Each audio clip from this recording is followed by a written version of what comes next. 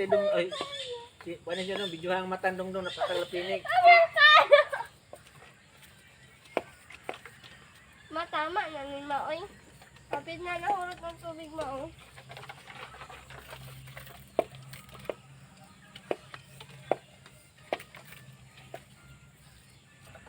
Nagas. Ulan pa. Ako nang i-upload. Yun na. Okay. Kaya ko nang i-kuan. Guys, na akong anak guys, nang ngispe sa bulak sa iyang inahan. Ngunit among punoy anan guys.